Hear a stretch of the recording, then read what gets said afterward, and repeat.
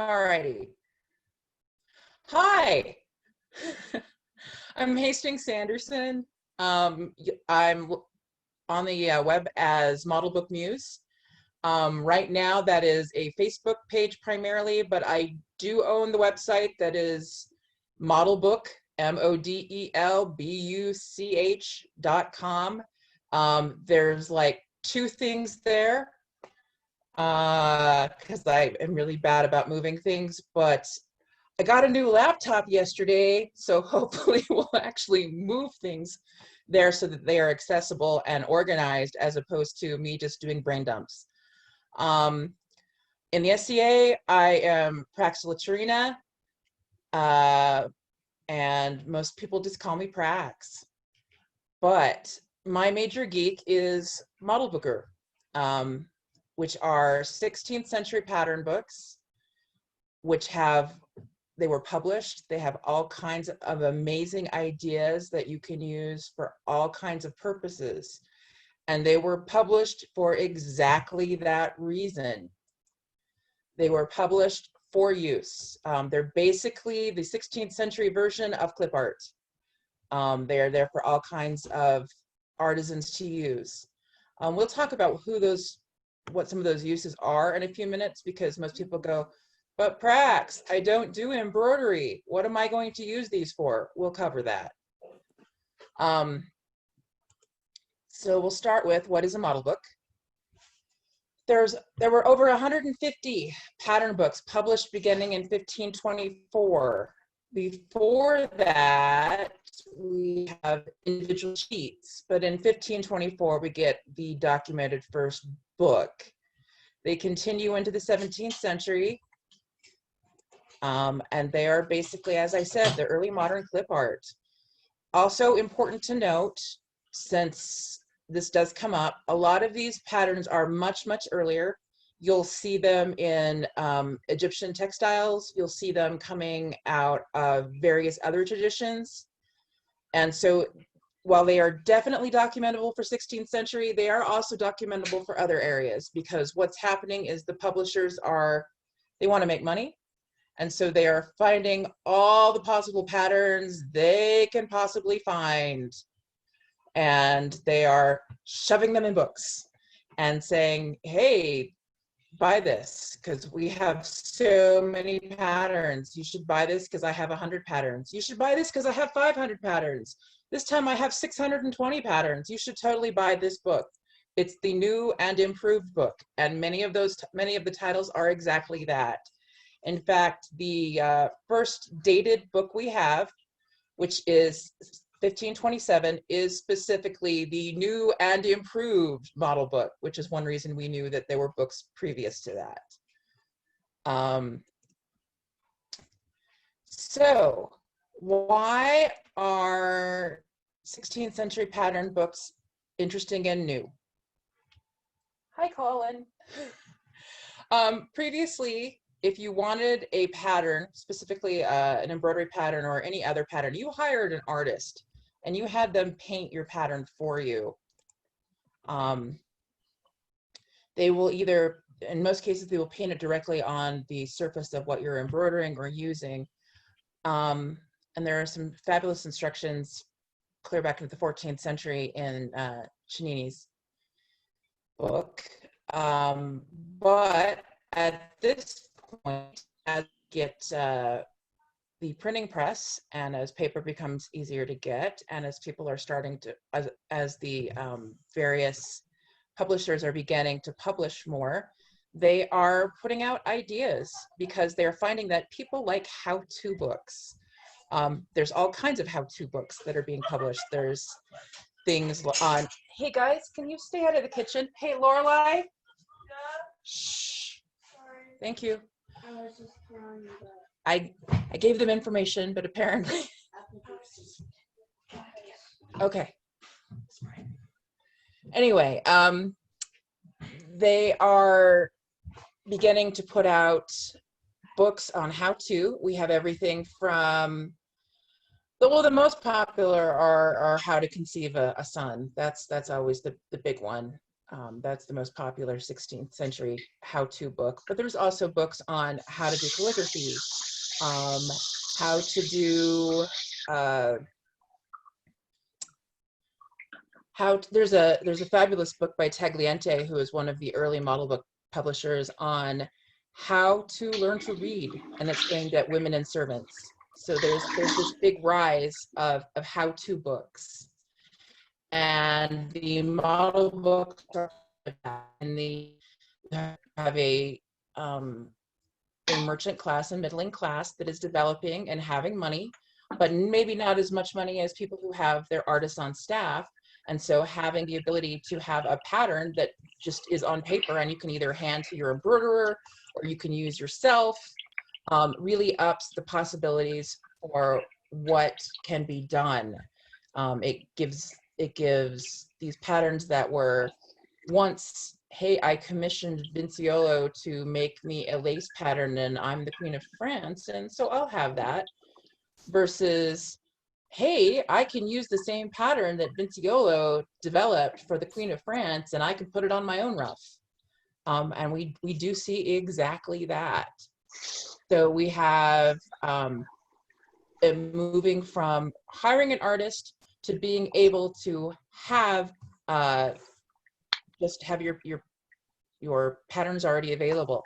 We also see this not just from individuals. We see these in, there are some various wills that show that embroidery studios, so an actual embroiderer has a bunch of pattern books, and they are being bequeathed as part of their inheritance. So that's happening. Let's see, next up.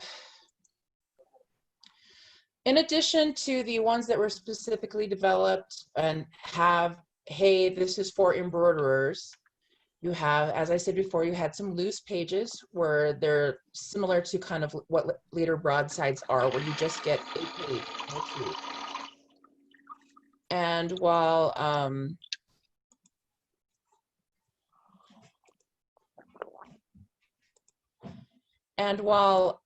those,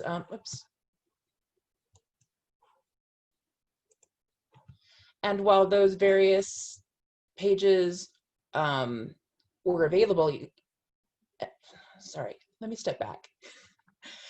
When printers published, they published just the pages. Then you would take them to a bookbinder and have them bound.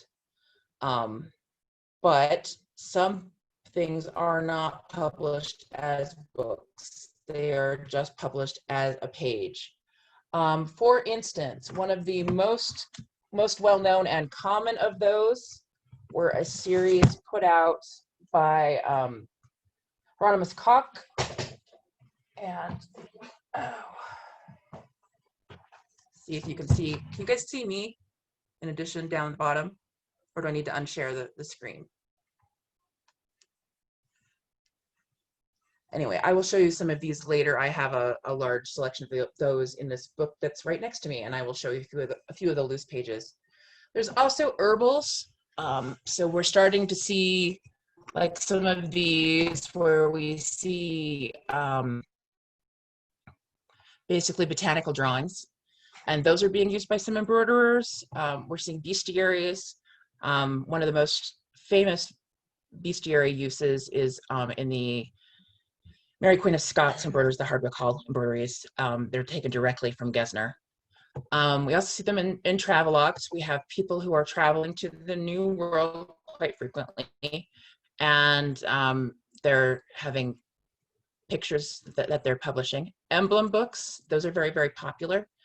I'll look at a few of those later. And then there's calligraphy exemplars, and I've got a few slides of those as well. So I'm going to start with this, and we'll keep coming back to this as well. But what do I do with these patterns? When I first was interested, because I started out interested in medieval embroidery, I was interested in embroidery, and I said, hey, I want to know about patterns. And they said, hey, cool. The person I talked to, I was about, 17? Hey, cool, you should totally buy this Dover book. It's by Vinciolo. It's totally pattern books. You should absolutely buy that because it's cheap and inexpensive, and they are 100% period patterns. And I got that, and I looked at it, and I went, I don't know what to do with this, because that's all it is. They're pictures. Like I said, they're clip art. And I didn't know what I should possibly do with those. So that's one of those things that I've been trying to talk to people about and let them know. What can I do with these? Well, some of the things that you find listed in the publisher's titles, because the titles for these books are normally the full first page of the book. You'll see them shortened out as new model book, but they are a full page. And in that full page, they give you some of the things that you can do with this, because they want to sell you this. That's part of why model books were put out, is because they were profitable, and they were published over and over and over again. Just as information, your average publication, so your print run in the 16th century, excuse me, is between 100 and 400. 100 to 400 copies of something, and many of these books are being published 12 and 15 runs at least at a time, and then they're published again in another country at least that many times as well.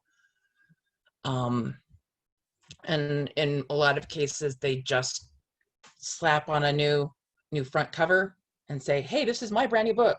Yeah, I know it looks just like that, but it's not. It's absolutely brand new. Look, I shuffled some pages. But some of the things you can do with this. Some of the things that are actually listed are, here we have the Hornskaller and the Hauptzoker, two specific types of collars, in sleeves, hoods, braids, girdles, in and on bib inserts, on handkerchiefs and on shawls, on tablecloths and linen, sheets, cushions, and bed coverings, and on countless other things. And that's what they're telling you can use it for. This next section here is all the different techniques you can use these for. Additionally, as I said earlier, I do have, it wasn't a daily post. It hasn't been as daily about the last month, but I match up patterns, portraits, and extant objects on modelbuch.com and Model Book Muse on Facebook. So, so what are some of those things that I've gone through and found and looked? I have found model book patterns on armor, coverlets, sheets, bed hangings, Maiolica pottery, tableware, table settings, some of them in gold work, some of them in glass, some of them in pottery, furniture. You'll see it in marquetry and inserts of various cases and boxes and chairs and tables, book bindings, linen underclothing. That's the real most popular, probably. You're seeing that along the edge of a shirt collar or a cuff. Cloaks, velvet trims, woven trims, curtains, statuary, jewelry box, sewing pillows, garters, nightcaps, coifs, pillows, ecclesiastical copes and altar cloths, fans, jewelry, sleeves, banners, ruffs, pillows, chair cushions, garden design, aprons, tapestry, glassware, cassone or large chests, Torah covers, partlets, pin pillows, cup covers, belts, roots fleck in German decorative inserts at the top of a dress, hat bands, gloves, handkerchiefs, scabbard, and knife and sword hardware, book of hours, and trenchers. Every one of those things I have a post on where I've found an extant object or a picture, a portrait that has a model book pattern in every single one of those things. So you can easily document using these patterns on any one of those things. As far as what sort of techniques you can use, engraving, chasing and repoussé, painting in a lot of different forms, on panels, on parade shields, on pages of books of hours, pottery, applique, a lot of applique, weaving, carving, leatherwork, gilding, stained glass, beading, paper cutting, and decoupage of just the piece of paper from the book that was printed and slapped on something and glued in place. All of those things are options for how to use these patterns. Take them and transform them, or you can just take the pattern and slap it on something. Every one of those things was an option and was done. All right, so here's a few, we're gonna look at a few pictures, and then probably the last 20 slides are actually links to Modelbooker. I've spent way too much time, going through various archives and libraries and finding the different books and putting links to them. That's sort of my thing. Is I wanted to go through and find out, well, I started out by looking at a couple of these books and going, that's the same pattern from this book, and that's the same pattern from this book. And I wanted to collate them, and I'm still working on that. But so what I wanted to do was find all of the books I possibly could find, because, well, you know, more data is more data, right? So I've been putting together lists. Luckily for me, Archer Lotz in the 1930s put together this particular book here, if you can see me. It is the Bibliography der Modelbücher. And this book, which is in German, has all 150 books that he could find in any library. There are a few extras that he did not locate, and there are a few that I personally don't agree with. I'm actually working on a paper right now looking at numbers 50, 51, and 52 that he has listed in his book, and I don't agree with them being model book.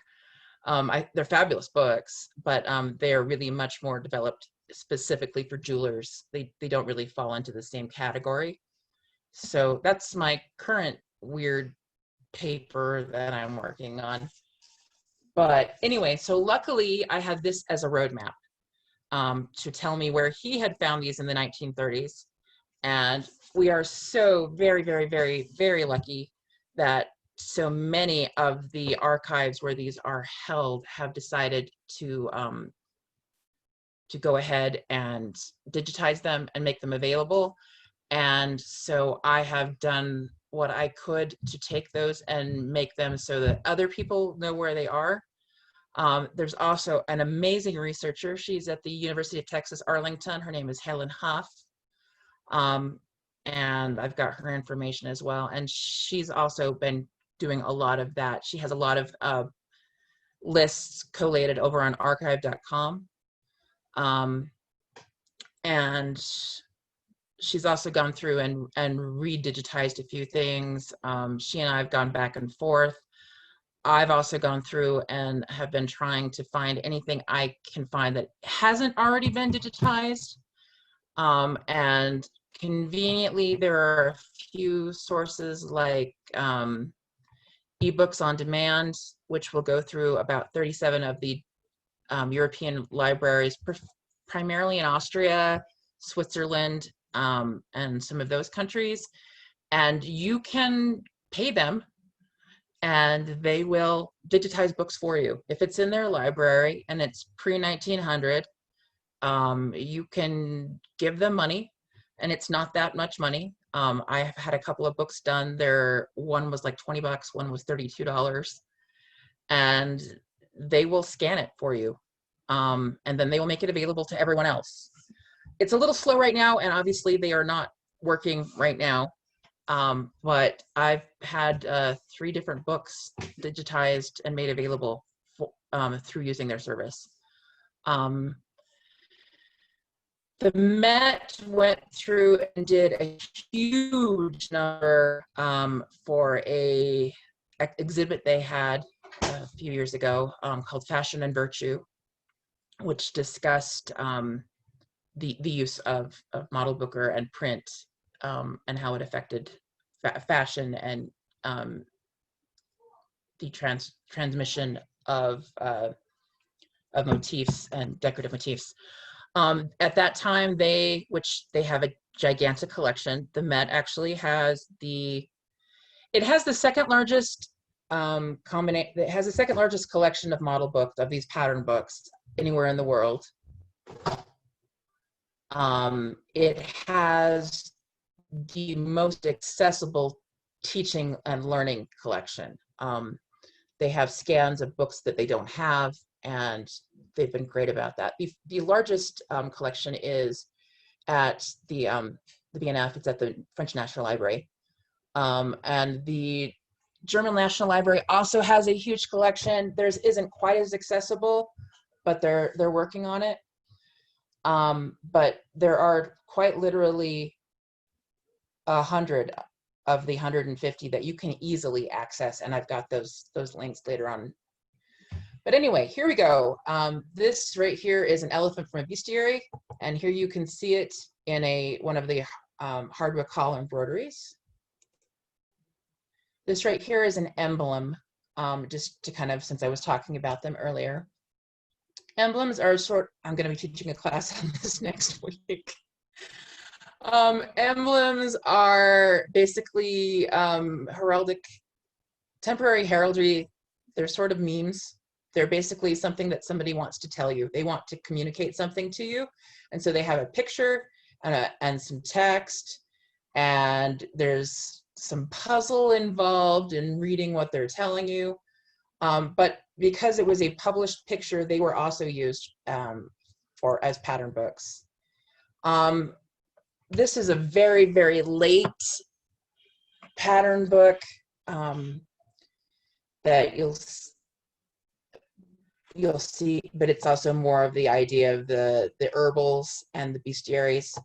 This one here is from, this woodcut right here to the right is found in one of the earliest books. You find this in Schwarzenberger and Quanzel both.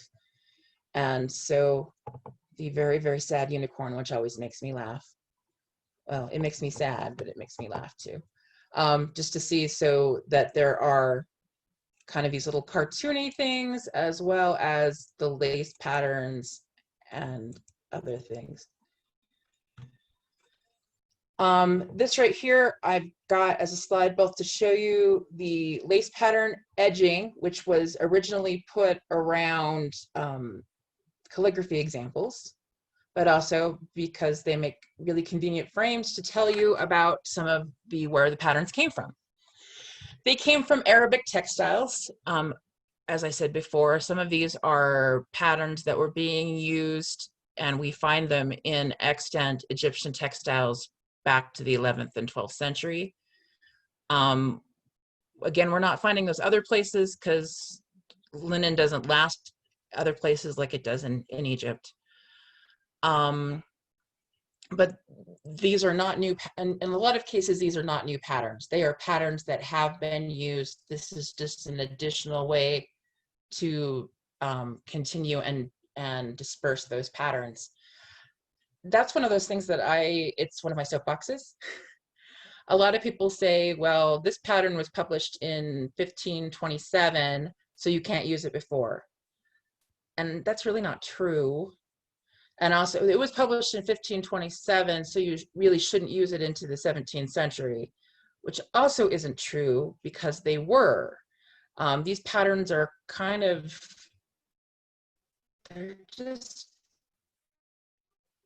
they were very much used outside their time. So unfortunately, you cannot use model booker to date textiles, as as most museum curators will tell you. They certainly are more popular at certain points, but unfortunately you can't use them to date a textile. You've got to date it using other things in addition to the pattern. But patterns came from Arabic textiles, grotesques, various things of paintings, arabesques. There was a real popularity of this Moorish style. Goldsmiths, artists sharing and adapting patterns, patterns taken from textiles, some input from the textile artisans themselves, like weavers and lace makers. You'll have some lace makers who actually learn to engrave so that they can make lace books. Inventions of the engravers themselves. There's a variety and a very diverse variety of influences. The earliest books are intended to be all things to all people. They're more, as I said before, the printers want to sell you their book. They want to make it as popular as possible. So there's a lot of stuff just jammed in there. So you'll see blackwork patterns, weaving drafts, polychrome embroidery, tapestry designs, goldwork designs, whitework designs, goldsmithing, stuff that you could put on a painted wall or painted cloths or up on wallpaper, slap on a trencher, used for home furnishings, where they want these to be as useful as possible, but that also means that a lot of times people ask me, well, what book can I find blackwork patterns in? All of them. They're going to be in all of them. You're going to find a bit here and a bit there. You're going to find a whitework pattern in a lot of them.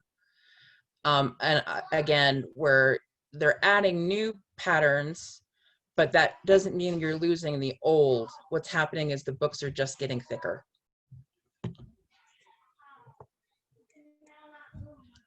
These are some of the earlier patterns. You can see both that they are useful for weaving, and they are patterns that are coming from earlier sources.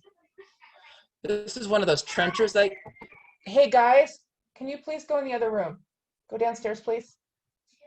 This is one of those trenchers I was talking about. I have this thing for Tudor Banqueting, and this is an extant piece. As you can see, they have taken the print and they have decoupaged it onto a piece of wood, and then they are using it to serve.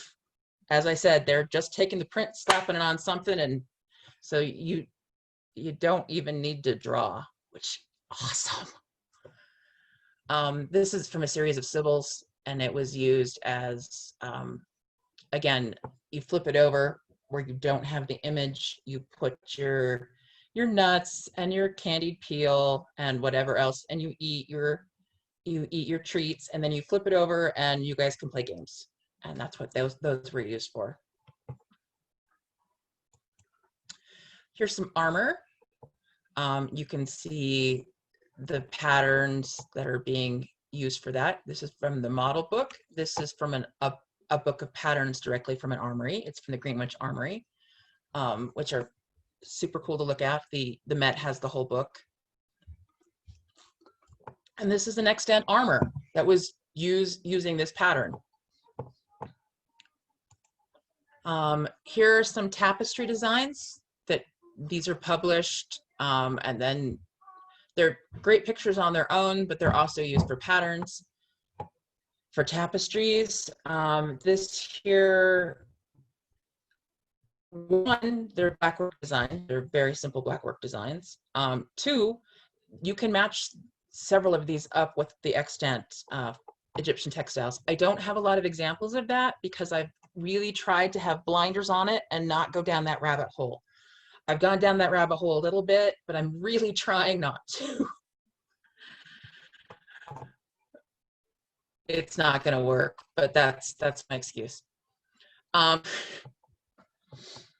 Here we see kind of, I've got all three of these to show you how different the engravings are, and you will often see like all three of these would be in a single book. They might not have started it that way, but one of the later compilers is going to shove them all in the same book. Later on, you have the transitional books, where you start to get books that are more not quite as everything to everybody. They're more about looking towards lace, but they still do include those earlier patterns. As I said before, you don't get superseded patterns. They don't go out of fashion. They just keep adding to the dictionary, to the pattern dictionary. Here's some later ones. These are laces patterns, but you'll also see, interestingly enough, while these are obviously designed for laces, it tells you flat out that there are 60 squares. You'll also see some of these done in different ways. While it's a lace, it was developed as a laces pattern. Some of them are also embroidered. You'll see some done up in like long arm cross stitch, or painted, which I personally enjoy. These are some of the early tagliato, the early cutwork embroidery patterns. But again, you will see some of these, like especially with the alphabet, done up in other directions and other ways.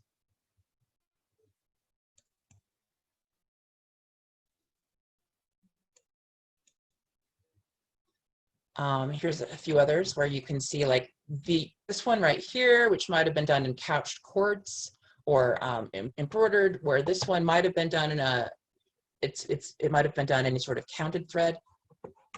So various types, lots of different options. These are some of my favorites. These are often done in applique, and I've done a couple of pieces in this, and they're super fun to do. This one up here up top is great because you cut it out once and you get 2 pieces of trim because it's mirrored. And this is a lace pattern, and as time goes on, you get much more developed laces coming out, as opposed to some of the embroidery patterns. This right here are intended to be used as partlets, but you'll see them in all kinds of different things. We start to shift to the Baroque. These are some of the super late ones, like this is from Brett Schneider. And again, you can see the obvious change in the style, where it becomes much more curvilinear, floret. This is a glove pattern here, which I like that right there, because you can see how they would be using the pattern, even though it makes it less usable to everybody.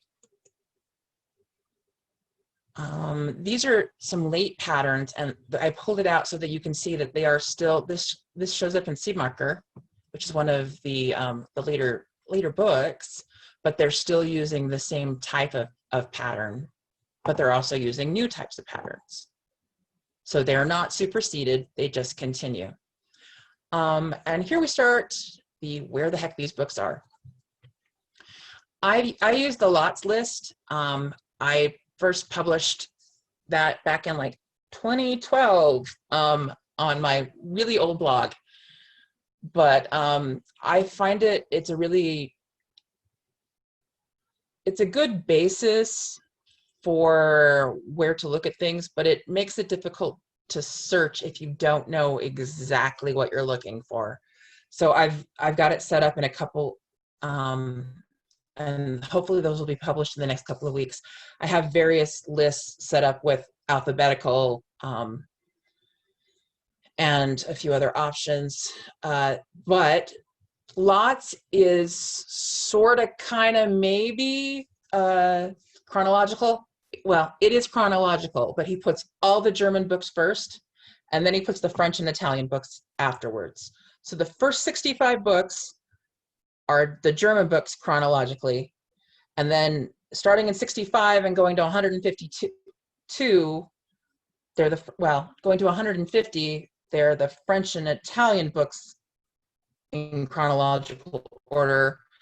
And then like the last 3 are English books, because England didn't really publish their own books. Their printing industry just wasn't as open and available as the German and the Venetian.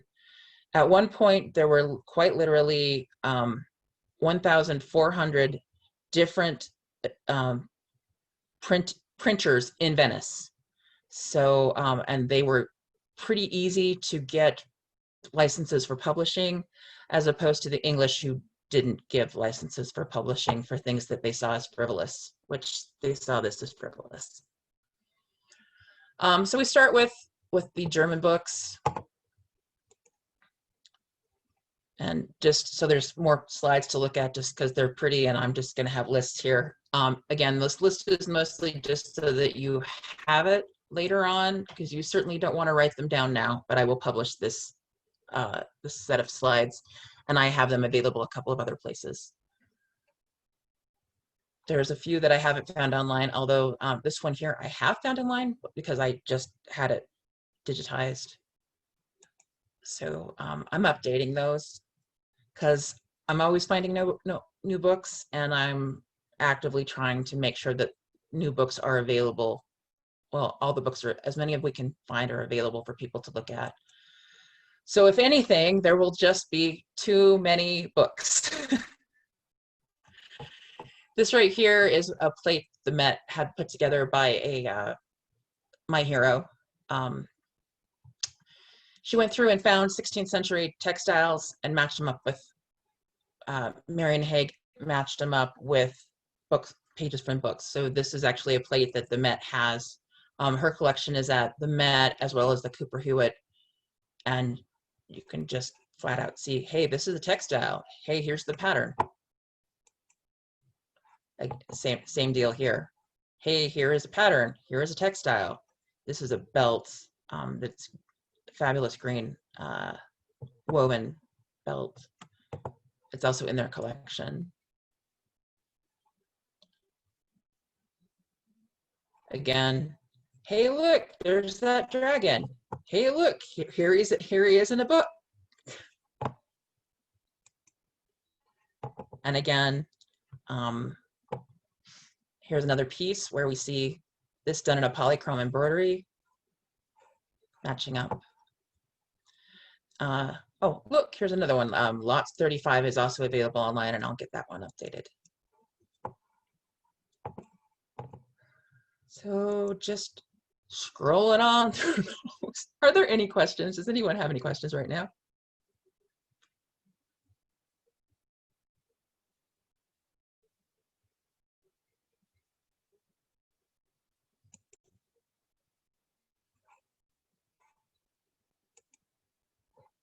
This is a beaded bag. It's very, very late, but the pattern's very, very early, just to again show that they're being used.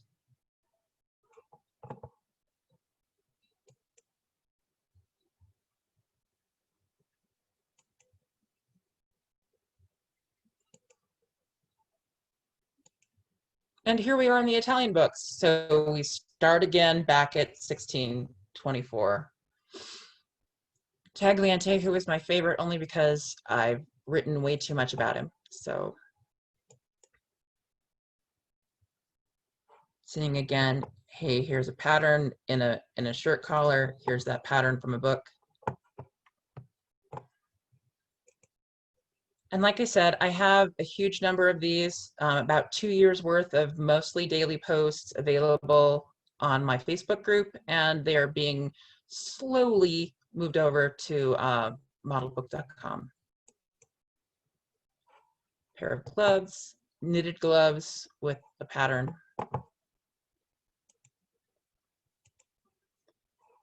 Here's a couched goldwork embroidery.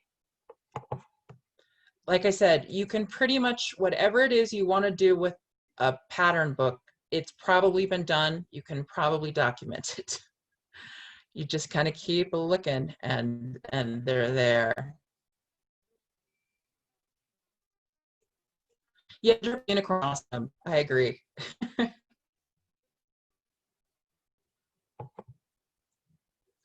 Yeah, they do. The patterns do get shown up a lot. They're reused. Some of them are completely recarved. Others are the printers will sell their plates to another printer who will then print it again. So there's a lot of ways that they're used. The idea of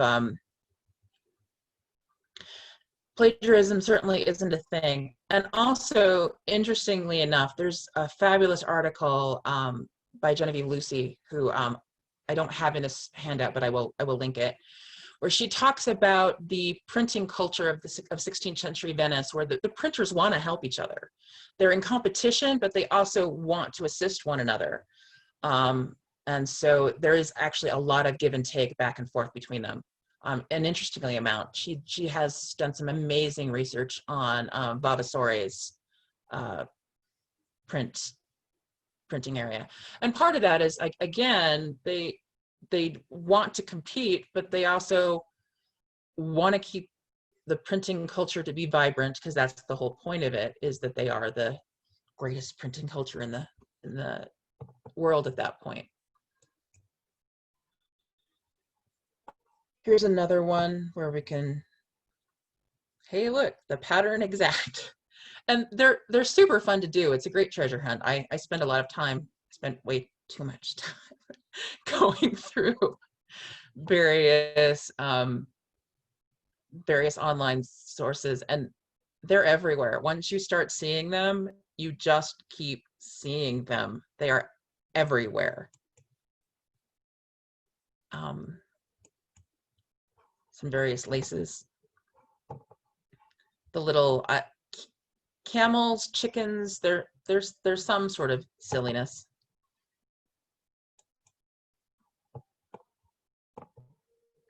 This is one I never thought I would see because it just seems so strange, but yep, there it is. You can see it worked up. They really were used. People, they were used constantly. They were, because these are the survivors we have. But again, like I said, you'll see them in all kinds of portraits, all kinds of surviving textiles, all kinds of other surviving things. This is where this design vocabulary is coming from.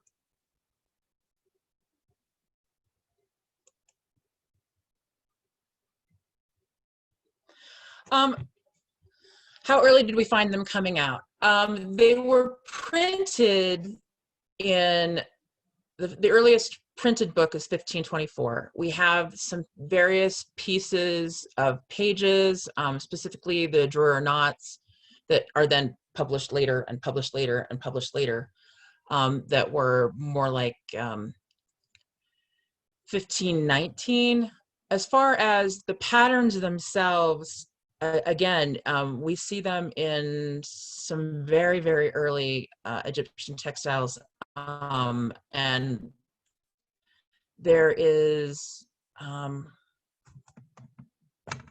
of course, I don't have the book with me right now, but again, that's an area that I haven't looked in as much because I don't want to disappear down that rabbit hole. But we know that some of the early patterns we see for black work are available in Arab cultures to at least back to the 13th century. They're considerably older, and they're being reused. And then they're reused in little girls samplers clear into the 18th century. And then there's a big revival in the 19th century. So the patterns just continue. There are still publishers publishing patterns from these books right now. Some of them realize they're from the books and others don't, because they're just that much a part of embroidery.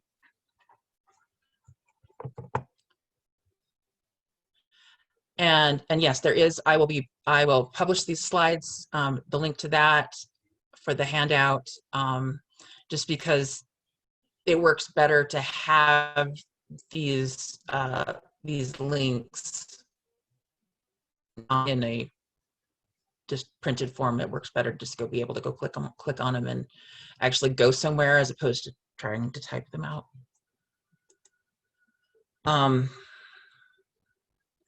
unicorn from Vinciolo. Here we have, again, pattern becomes trim.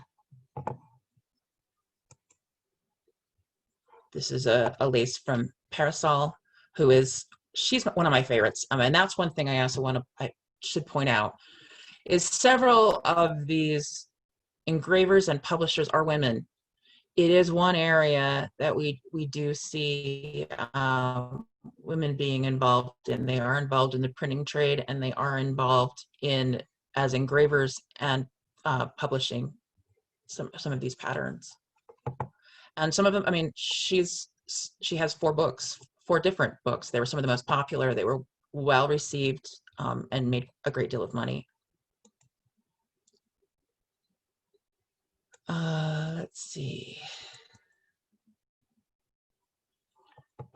Here we can see, like I'd said before, because I had edited out a lot of the centers where you couldn't see the alphabets, but a lot of calligraphers would publish a calligraphy example, and then it would be surrounded by lace patterns. So you get kind of a twofer.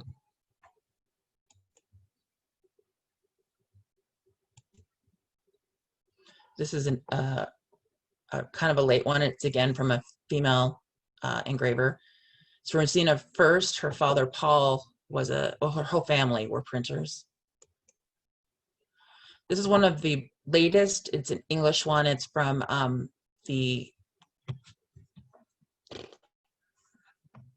Schoolhouse for, my brain just went fart.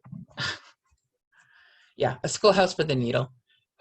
These super simple patterns are coming from that, and you see them turning up in English embroidery quite frequently. This one is about the only, and it's not entirely new, but it's about the only one where you see additional patterns in the English where they've added new things. Most of them are coming from, they're just republishing Italians.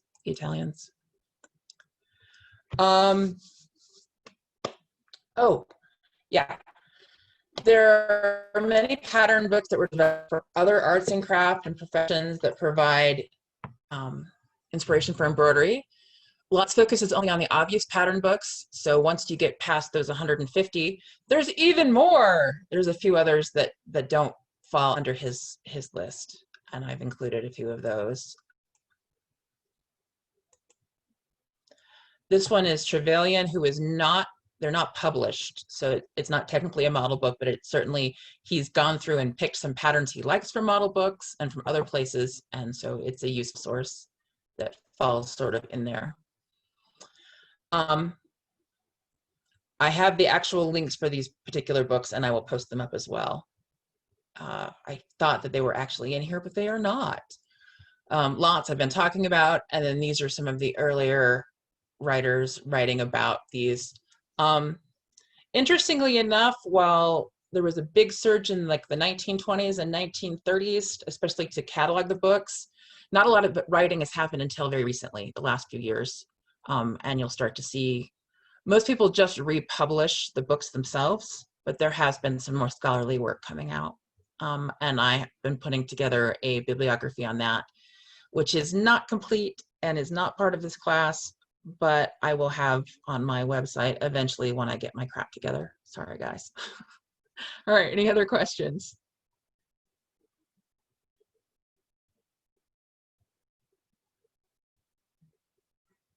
All right, well, I have babbled for about a whole hour, so if there's...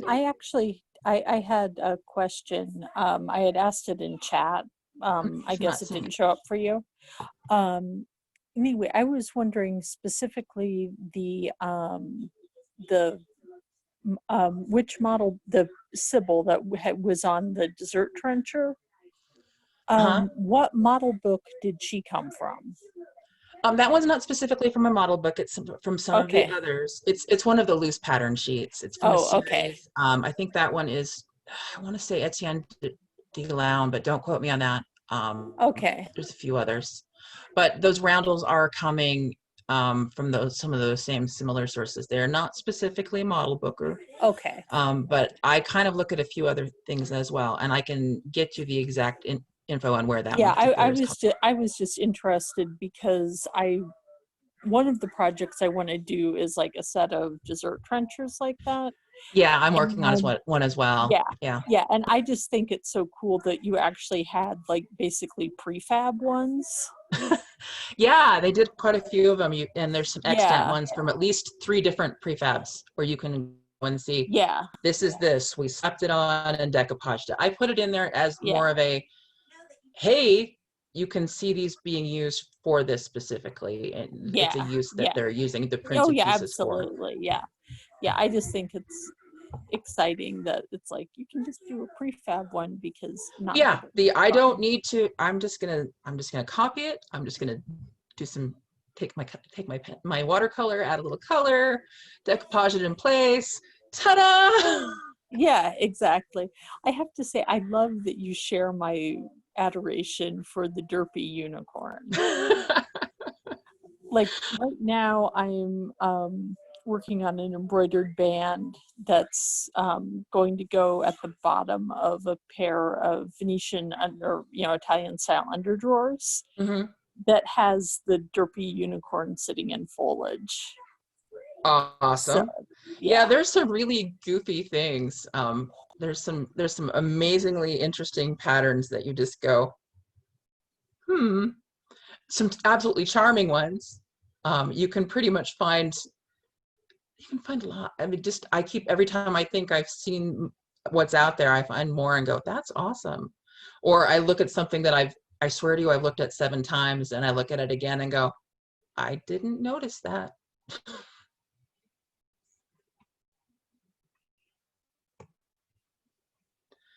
All right. Anything else? Treasures from the rag pile. No, I haven't, but that looks like something I should look at. Thank you, Wendy. Yes, it is definitely a rabbit hole. I have been in this rabbit hole for a solid 10 years, and will be continuing on it for the rest of my life, probably. Yeah, it just kind of keeps going and keeps going and keeps going. But they're great in that they're useful and they're fun. And I think while people tend to pigeonhole them into embroidery, I mean, I've used them for etching metalwork. I've carved them on things. They're just such a great vocabulary source. So people are going, well, I don't know what to put on something. Well, let me offer you many exactly documentable patterns. Here you go. The only problem you're going to have is picking one, because there's so many. All right. Well, thank you guys so much, and I appreciate it. And thanks for hanging out.